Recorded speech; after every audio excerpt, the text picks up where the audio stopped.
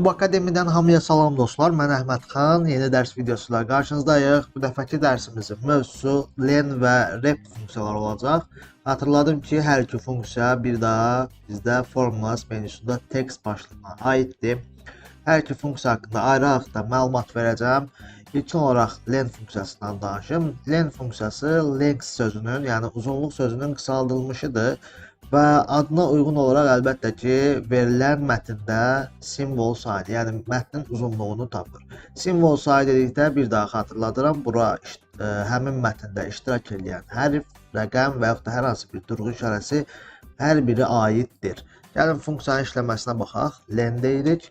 Bizdən sadəcə text istəyir, yəni hansı mətni biz tapacağıq, simvol sayını onu istəyir. Enter tıkladıqda baxın, həmin xanadakı simvol sayını verir. Digər funksiyamız bizim rept funksiyasıdır. Güman edirəm ki, len haqqında sizdə bir sual qalmadı, çünki olduqca asan funksiyadır.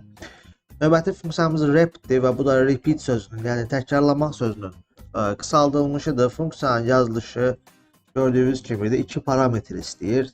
Text və number time, yəni hansı textdir? Məsəl üçün mən deyirəm ki, A hərfini məsəl üçün 5 dəfə təkrarla.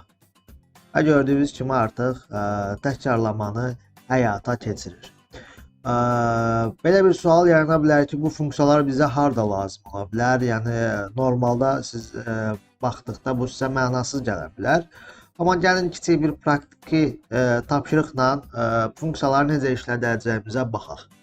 Baxın, gördüyünüz kimi qarşımızda bir cədvəl var. Mən indi sizə bunu addım və addım izah edəcəm. Burada gördüyünüz kodlar diqqət edirsə müxtəlif rəqəm sayındadır. Yəni hər biri müxtəlif simvollar, müxtəlif sayda simvollardan ibarətdir. Amma bizim standart yazılışımız məsəl üçün bu formadadır. Yəni əgər burada 6 rəqəm iştirak edibsə, əslində isə bu 8 rəqəmli olmalıdır və qarşısında 2 dənə 0 olmalıdır. Və yaxud da aşağıdakında 5 rəqəmli bir ədəddir. Bunun qarşısında 3 0 olmalıdır və eləcə də 4 rəqəmli isə 4 0 olmalıdır. Biz bunu dinamik şəkildə qurmalıyıq. Ağlımıza gələ bilər ki, məsəl üçün yazaq ki, 2 0 birləşsin bu rəqəm. Amma orada belə bir problem yaranacaq ki, artıq digərlərinə keçdikdə hər birinin qarşısına 2 atacaq, 2 0 atacaq. Amma bizə lazımdır ki, hər birinin qarşısına müvafiq sayda, yəni onun tələb elədiyi qədər 0 atsın. Gəlin bura 8 rəqəmi qeyd eləyək, çünki bizim standart yazılışımız 8 rəqəmdən ibarət olacaq. Növbəti addımız bizim len funksiyası vasitəsilə buradakı simvol sayını tapmaq olacaq. Tapdıq, 6 simvoldan ibarətdir və 3-cü addımda sıfırların sayını tapmalıyıq. Bunu da necə tapacağıq? Biz düzgün yazılışımızın sayını bilirik. Yəni 8 rəqəmli olmalıdır. Ondan hal-hazırdakı simvol sayını çıxdıqda mənə neçə simvol lazım oldu, daha doğrusu neçə sıfır lazım olduğunu göstərəcək. Və son olaraq mən rept funksiyasından istifadə edirəm. Deyirəm sıfırı təkrarla, neçə dəfə burada alınan ədəd qədər. Və mənə 2 dəfə təkrarladı. Ən sonda isə bunları keçən dərsimizdə keçdiyimiz and işarəsi vasitəsilə birləşdirirəm. Deyirəm sıfırlar birləşsin buradakı kodla. Aha, bu şəkildə qeyd etdikdən sonra aşağıya doğru tətbiq edirik. Yəni bunu bu şəkildə edək. Aha. Gördüyünüz kimi artıq bütün kodlarımız standart formaya gəlmiş oldu. Artıq hər biri 8 rəqəmdən ibarətdir.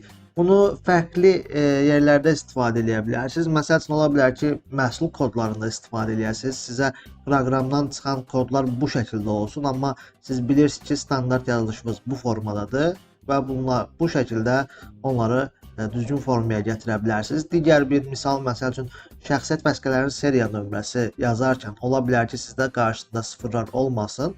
Bunu da düzgün formaya gətirmək üçün bu məntiqdən istifadə edə bilərsiniz. Əlbəttə ki, bu qədər uzun, yəni bir neçə xanada getməyə ehtiyac yoxdur. Biz bunu tək bir xanada eləsəydik, bu formada olacaqdı. Gəlin onu da sizə göstərim. Deyirik ki, rept sıfırı təkrarla, 8 çıxılsın len sayda deyirik təkrarla və birləşsin A2-nin özü ilə. Baxın, gördüyünüz kimi artıq sadəcə bir xanada qeyd edilməklə bütün düzgün formaları almış oldum. Belə, bugünkü dərsimizdə bu qədər. Sonda bir daha xatırladım ki, ən son dərslərimizdən xəbərdar olmaq üçün YouTube üzərindən Kub Akademik kanalımızı izləyə bilərsiniz. Həmçinin Facebook və LinkedIn üzərindən Kub Akademi səhifəmizi izləyərək həm videolarımızdan xəbərdar ola bilərsiniz, həm də sizi maraqlandıran sualları bizə ünvanlaya bilərsiniz. Belə, növbəti dərslərdə görüşərik. Sağ olun.